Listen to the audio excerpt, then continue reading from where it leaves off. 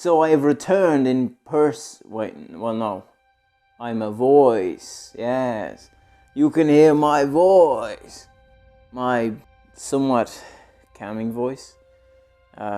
No. Yeah, let's talk the Owlin. So Owlin.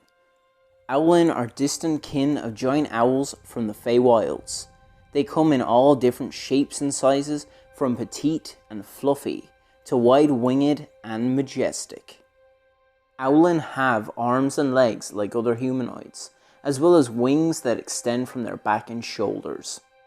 Like owls, Owlin are graced with feathers that make no sound when they move or fly, making it easy for them to perhaps sneak up on you in a library. Your Owlin character might be nocturnal, or perhaps your character is simply prone to rise later, embodying one common nickname of course, Night Owl. So, let's talk about the Owlin's traits. So, their creature type is humanoid, their size is medium or small, and that's up to you, and their speed is 30 feet, as is their flying speed, so that is fantastic. Now for their dark vision, which is 120 feet. The only other equivalent to this is practically all of the Underdark based races, like the Drow or the Deep Gnome. And they don't even get the sunlight sensitivity, so they just get the bonus and that's it. That's phenomenal. Something to mention with their flying speed is that they have to wear light armor or no armor at all. So monks or perhaps rogues or your wizards are going to do great here. And additionally, they gain the ability Silent Feathers, which gives them proficiency in the stealth skill.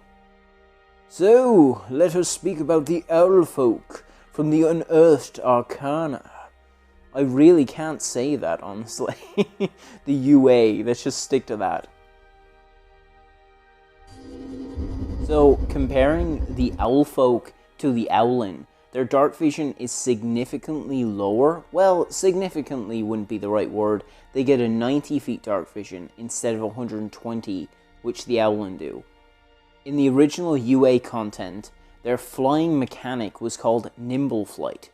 When you fall, you can make a DC 10 dexterity saving throw to stop falling and fly in place until the start of your turn, so you kind of hover in place. They also gained a magic sight, which allowed them to cast Detect Magic as a ritual spell, and if they had a spell slot, they could also cast it that way as well. So Silent Feathers stuck around, and I feel like that's very appropriate. Well, if you've gotten this far, you'll get to hear my actual personal opinions on the topic, so let's speak about them. Personally, I think the Owlin are thematically really cool, and I really want to love them, but I just find them a little bit boring. They don't really have a lot of lore going on, and it's supposed to be that you can just add them to any setting, and that's totally fine, but it's still kind of sad that we don't really get more out of them. Plus, removing Magic Sight, I honestly think kind of took away a bit of that unique quality to them, and I honestly don't know why they took this away.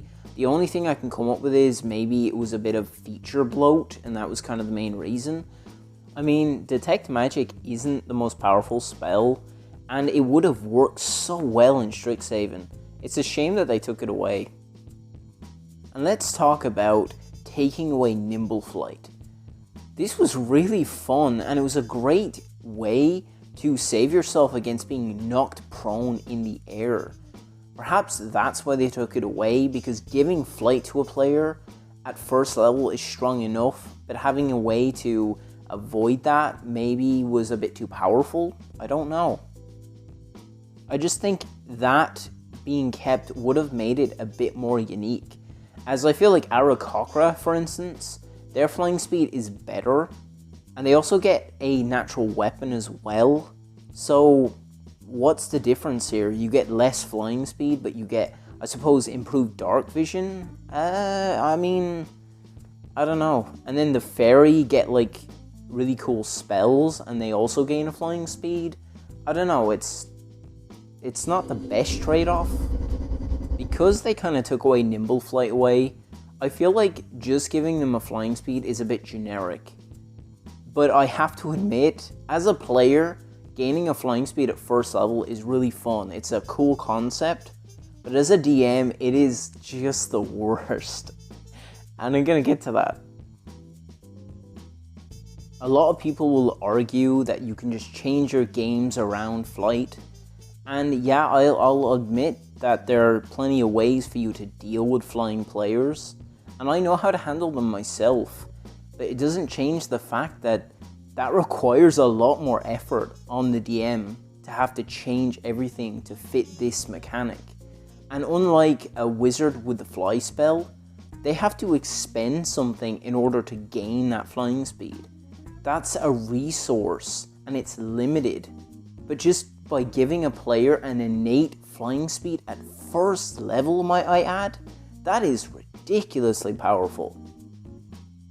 Not only is it annoying that you have to change your dungeons, your traps, everything around that this character can fly, it also means that that character is going to take the easy path.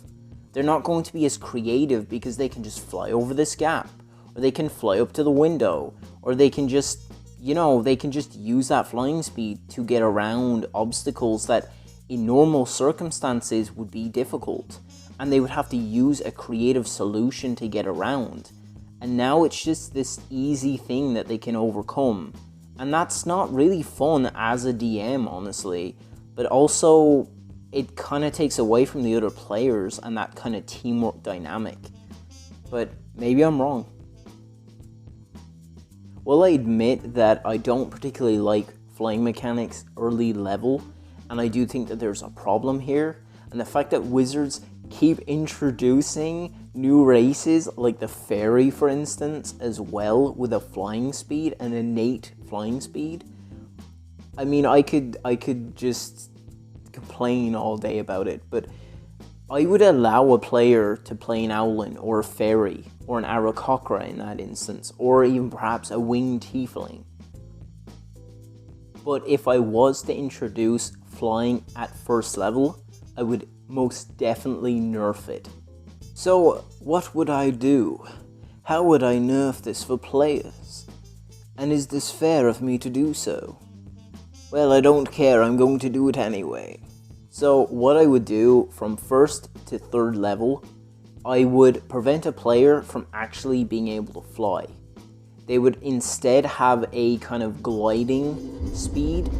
And so what this would entail is that they would take the nimble flight mechanic from the UA, and they'd be able to kind of reduce fall damage, similar to how monks can kind of do that with slow fall. This sounds like I hate the Owlin. I don't. I think the Owlin are great. I just find them a little bit vanilla. They feel a little bit boring. What they took away from the UA feels like they just don't really stand out from the rest, and I think giving a race a flight speed of first level is a bit powerful, and it's yet again more power creep in D&D 5e, and that's annoying. Yeah. I know people won't agree with me, and I know people will agree with me, and that's totally cool, because I'm kind of indifferent about the situation. I don't really like flying speeds at first level, and I'm totally fine with it by at least like 4th level. I think that's like okay, but I think anything before that is kind of ridiculous. I can handle a combat fine. It's when you have to redesign your trap that you really want to run for your players, and now you have to completely change it 100% because this character can just fly around it and completely undo everything you've done. So that was the Owlin, and I'm going to be covering more of Strixhaven, like the magic items and of course the spells, not to mention silvery barbs, right? We'll get to that soon. Well, this was JohnnyGMs. Talk to you guys later.